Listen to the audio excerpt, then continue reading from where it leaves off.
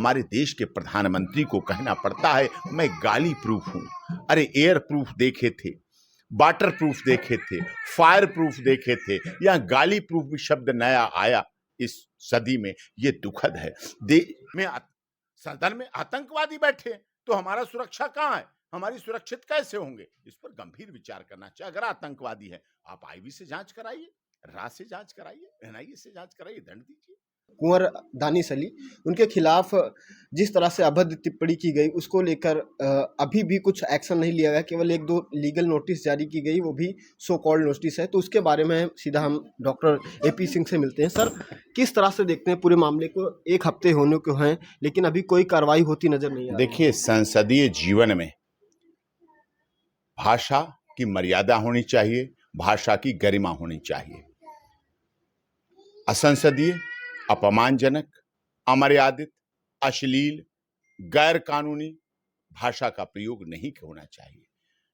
हमारे देश में महात्मा गांधी का सिद्धांत चलता है, आप बातों के द्वारा भी किसी को हिंसा कर सकते हैं, अहिंसा इसके भी संदेश देती है। आप विचारों से किसी की हिंसा कर सकते हैं। क्या दानिश अली को आतंकवादी बोलना, सदन में बोलना, देश की सबसे बड़ी पंचायत में बोलना, देश की नई बनी हुई संसद में बोलना, 33% आरक्षण महिलाओं को मिले, नारी शक्ति वंदना बिल पास हो, इस दौरान इस स्पेशल सेशन में बोला जाना दुखद है। किसी भी व्यक्ति को आप धर्म के आधार पर, जाति के आधार पर, क्षेत्र के आधार पर, भाषा संप्रदाय के आधार पर जब आरोप लगाते हैं, दिल दुखता है।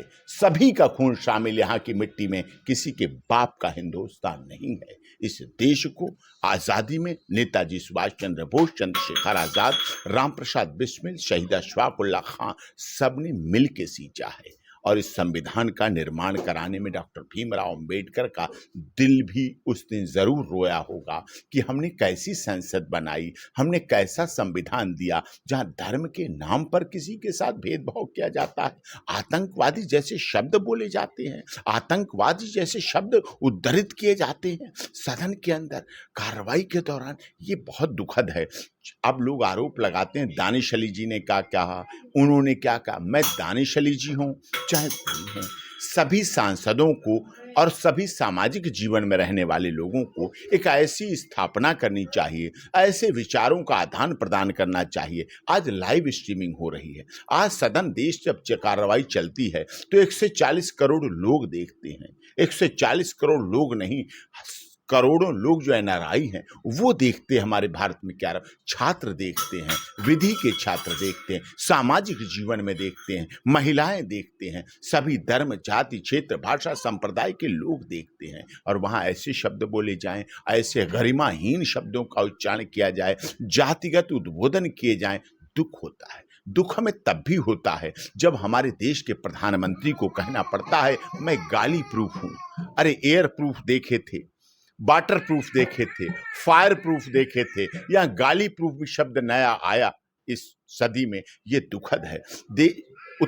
दिल्ली के मुख्यमंत्री अरविंद केजरीवाल को क्या क्या लोग बोल देते हैं, दुखद तब भी होता है। संवैधानिक पद पर बैठे हुए व्यक्ति के साथ जब इस तरह का व्यवहार होता है तो दिल भी रोता है, मन भी रोता है, संविधान भी रोता है, सभ्यता भी रोती है, संस्कृति भी रोती है, हिंदू मुस्लिम सिख ईसाई धर्म भी रोता है, मानवता भी रोती है। और जो पोथी पढ़ पढ़ जग भया पंडित भया न कोई, और 2.5 अक्षर प्यार का पढ़े सो पंडित होए, रहीम भी रोते हैं, संत कबीर भी रोते हैं, गुरु नानक भी रोते हैं, ईसा मसीह भी रोते हैं। सबके दिलों को चोट पहुंचती है। ये देश बहुत प्यारा है, यहाँ गंगा जमुनी सभ्यता में सब लोग मिलके रहते हैं। यहाँ पार्टी अलग हो सकती हैं, मतभेद मनभेद हो सकते हैं, विचारधाराएं अलग हो सकती हैं, राजनीति के मंच पर भाव अलग हो सकते हैं, लेकिन संसद में गरिमा हीन भाषा को बोलना हमारी नई पीढ़ी को आप किस तरफ ले जा रहे हैं? क्या कार्रवाई होगी इस पे, रमेश बुद्धेरी पे? नहीं, देखिए, कार्रवाई शोकाज नोटिस किया है, दिया है, वो कार्रवाई हो।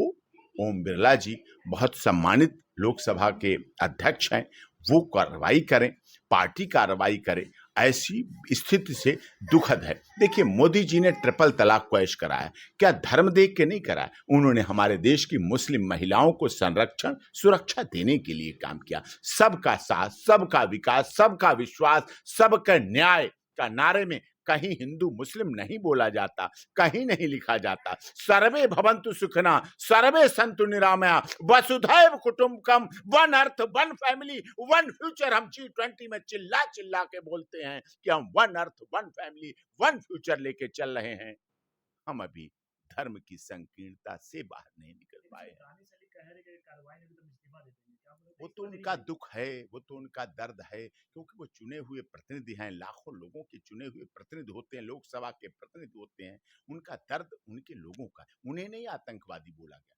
जितने मतदाताओं ने उन्हें वोट दिया, उनको भी आतंकवादी बोला गया है। उनकी पार्टी को आतंकवादी बोला गया है। उनके नेता को जिसने टिकट दिया, उनको बोला गया है। इसका मतलब तो सब आतंकवादियों को संरक्षण दे रहे हैं। इसका मतलब तो लोकसभा स्पीकर भी आतंकवादियों के नेता। इसका मतलब क्या हुआ? अर्थ क्या हुआ? हमारी सरकार में सदन में आतंकवादी बैठे, तो हमारा सुरक्षा कहां है? हमारी सुरक्षित कैसे होंगे? इस पर गंभीर विचार करना चाहिए। अगर आतंकवादी है, आप आईबी से जांच कराइए, रा से जांच कराइए, एनआईए से जांच कराइए, दंड दीजिए। सर कुछ लोग कह रहे हैं कि जो है उनके खिलाफ जो है एफआईआर उन्होंने की नहीं है, तो क्या वो डर के मारे एफआईआर नहीं करा रहे हैं या फिर? बात एफआईआर से नहीं है। एफआईआर बहुत छोटी चीज है। इस दिल से पूछिए, इस दिमाग से पूछिए, शब्द पैदा कहां से हुए, शुरू कहां से हुए, क्यों इसकी प्रतिक्रियाएं आनी शुरू हुई, उसको देखिए आप। एफआईआर बहुत छोटी चीज है। केस चलना ना चलना राजनेताओं के लिए ये कोई बड़ी बात नहीं है।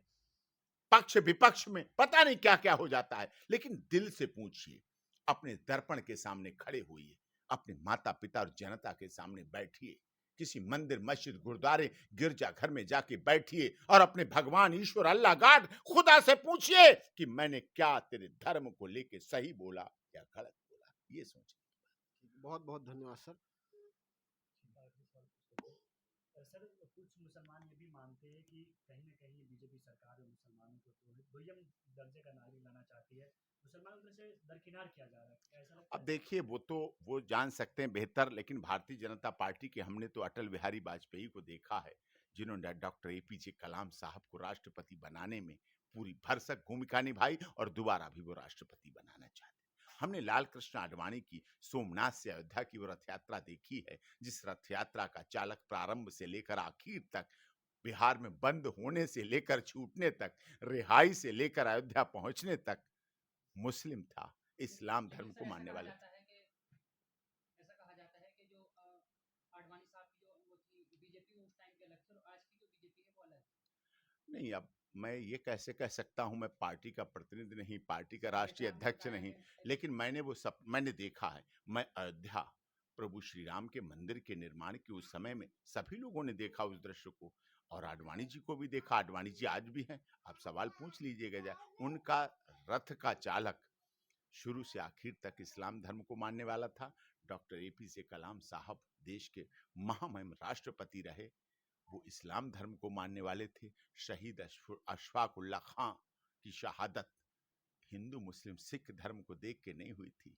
हमारे देश में सेना के सैनिक जो शहीद होते हैं, इस्लाम धर्म को मानने वाले हों या हिंदू धर्म को मानने वाले हों, जब वो सीमा पर शहीद होते हैं और उनका जब पोस्टमार्टम किया जाता है तो सारी गोलियां सीने पर मिलती हैं, पीठ पीछे गोली हमारे देश के किसी सैनिक के नहीं मिलती हैं।